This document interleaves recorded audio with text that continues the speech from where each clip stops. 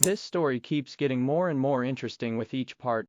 But before I tell you, like and subscribe for more anime recaps. When a girl named Yoka from Agano enters the city of Ikebukuro, she is immediately taken to the 7G network launch ceremony as she is the 77,777th person to enter the city. The head of the 7G network, Pontaro, asks Yoka to launch the 7G network, which operates at the speed of light in every aspect. Hesitantly, she presses the button, unable to leave as everyone is watching and waiting for her to act. As soon as she presses the button, massive changes begin to occur. Though she now wants to revert it, it is too late. About 2 years later, everyone in Agano has already transformed into animals except for 4 girls, a man named Zenjiro, and a dog named Pachi. While everyone is discussing the 7G incident, Rimi and Akari come back from school and start arguing about which food is best to eat, insects with nutrients, or bitter melon. While Nadeko intervenes to stop them, Akari teases Rimi for being scolded by Nadeko. During their conversation, Akari mentions that it doesn't matter what they eat,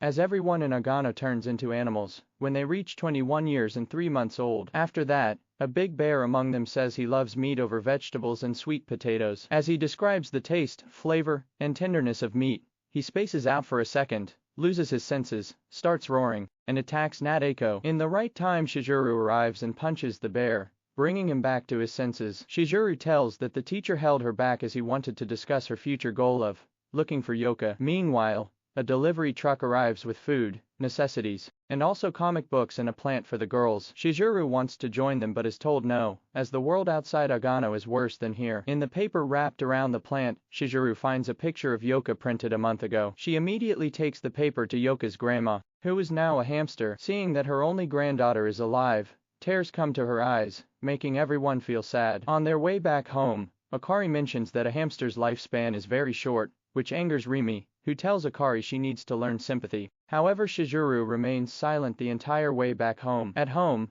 their group photo brings back memories of Shizuru's fight with Yoka. While walking with Pachi, Shizuru meets Zenjiro. When she asks him to get away from the tracks, he tries to tell her something. In the meantime, his cap string falls on the ground. After smelling the string, Pachi takes them to a train. When Shizuru opens the door, she finds a cap and puts it on Zenjiro's head. To her surprise, he immediately turns into a handsome young man and starts rambling about Pontaro's 7G project, revealing that Pontaro made him undergo a wibble-wobble surgery that transformed him into his present state. When Shizuru tries to ask him how to drive the train, he reverts to his Choo-Choo Man form. After a few tries with the cap, she realizes it isn't the reason he became normal. Deciding to go to Ikebukuro, Shizuru goes to school, tells the teacher she is dropping out, and returns to the train, while learning how to drive it from Zenjiro. All her friends come to ask why she is dropping out of school, but when she starts the train, everyone including Pachi, jumps in without any second thoughts. This is where the actual story begins. They are 30 stations away from Ikebukuro. This journey is going to be the scariest ride for them, as a new and dangerous, disastrous world awaits them at each station. Rimi feels very excited to see the world outside Agano, while Akari warns her that she is being too carefree. In response, Rimi decides to fight Akari with tickles. Rimi says that they will be in Ikebukuro in a few hours, but Akari counters that after the 7G incident, the world stretched too long and the journey to Ikebukuro might take several months. They argue about how long it will take, and ask Shizuru, but she scolds them as she is new to driving the train and is dangerous to talk. Nadeko mentions that the train's speed is too high, but Shizuru says that she is trying but cannot slow it down. Initially, they encounter gentle curves, but when a sharp turn approaches, Shizuru tries harder and manages to get the train's speed under control. Nadeko asks Shizuru if they will be okay, and Shizuru assures her she will do her best, explaining she learned driving from Zenjiro, who can only be in his normal form for 5 minutes a day due to his surgery. Nadeko is skeptical at first but eventually believes her. Meanwhile, the 3 girls go through Shizuru's bag and find that she packed very little food and no other necessary items, so the girls tease her for having 0 survival skills. Shizuru also brought a bitter melon plant, which may not seem useful now but will soon save their lives. While Rimi and Akari argue again, they notice the bitter melon plant growing faster than usual. They stop the train and notice someone approaching. Akari thinks he is a killer, but the man, feeling offended, says he is a researcher who once lived in Ikebukuro. Shizuru immediately gets out of the train and asks him more, but the man warns that it is very dangerous journey, and gives her a paper saying that it is a map. He advises them not to trust anyone. The map only has doodles on it, but it actually shows the dangers at each station. As they continue their journey, the water level of the river under the tracks rises. Noticing that Chizuru stops the train, they hear some sounds coming through the tracks that scare Akari. Chizuru then remembers that she asked Zenjiro for help and he will communicate with her. Every day at 5 p.m. he uses Morse code, which is hard for them to understand. Akari steps in and asks him for help in the same Morse code, but Zenjiro turns back into his Choo-Choo Man form mid-reply. Chizuru asks if they should go forward or backward. When they see a big wave coming at them,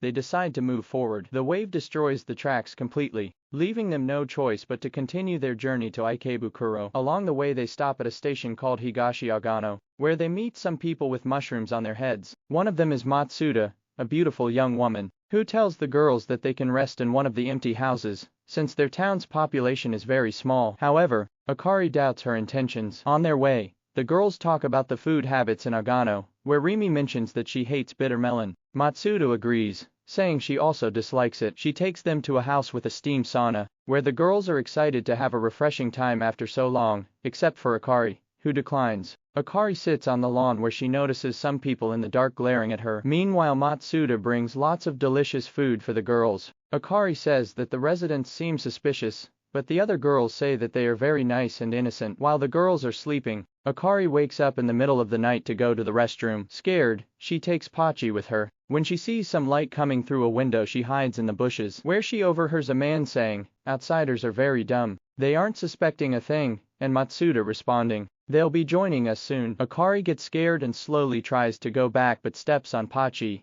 making him yelp. She screams and runs away from them where Chizuru finds her. Matsuda comes out of the woods and says that Akari might have had a bad dream. This time both Pachi and Nadeko accompanies her to the restroom. In the morning, Akari begs them to leave quickly, but they insist she should relax. Pachi barks at the door, and they find the entire train covered in bitter melon vines. Chizuru suggests she and Akari prune the plant while Rimi and Nadeko go shop for goods. Akari warns that it's a bad idea to send them into town and follows them. Matsuda gives them a lot of supplies for their journey. Rimi teases Akari, suggesting they stay in the town and live a peaceful life like the residents, but Akari insists they need to get out of here to find Yoka. When they return to the train, Chizuru sits down, saying there is no hope for going to Ikebukuro. Akari doesn't understand at first but then notices mushrooms growing on their heads. As clock ticks 5, she communicates with Zenjiro, asking for help. As always, Zenjiro starts exaggerating the information, but before he can get to the point, he turns back into his Choo-Choo Man form. Meanwhile,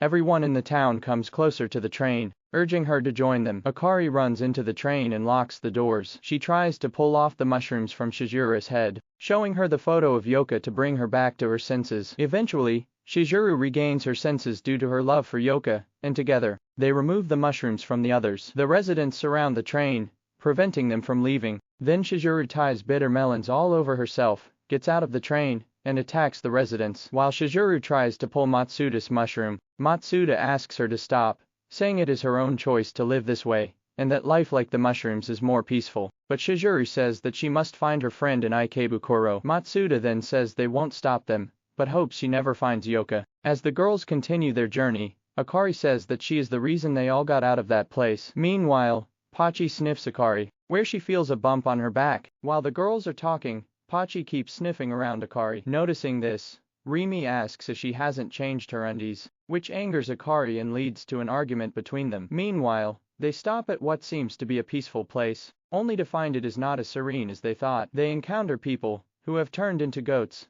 who start chasing at them. The girls quickly retreat into the train, and start it up again as the goats ram into it. Exhausted, they sit down for dinner and decide to take turns driving to reach their destination faster. Later, Akari steps out of the train, checks the bump on her butt, and convinces herself it is just a boil and not a mushroom. At the 28th stop from their destination, they find people who have turned into crazily laughing radishes. After crossing that station, they come across a small river and take a bath, while Akari hiding behind a rock. They then pass through a place where people have turned into stars. Deciding not to stop anywhere for a while, they continue on, passing a place where people have turned into golf balls falling from the sky at the speed of light. They stop for a break at a place where people have turned into scary wooden sculptures. At this point, they notice something feels off about Akari, as she also keeps hiding her butt. Rimi and Nadeko decide to check what is wrong and discover a grown mushroom on Akari's butt. Rimi, wanting to save her, pulls it off, causing the mushroom to explode. To their surprise,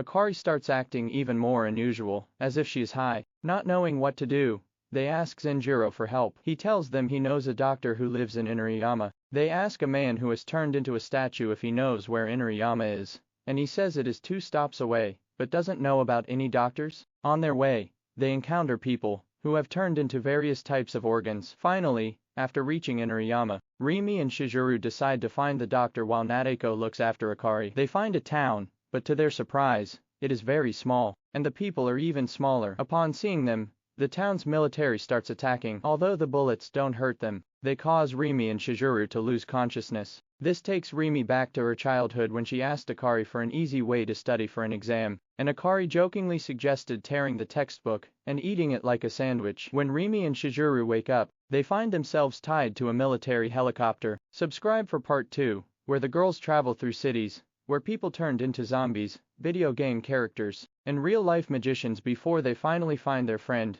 only to be surprised by what she is about to say.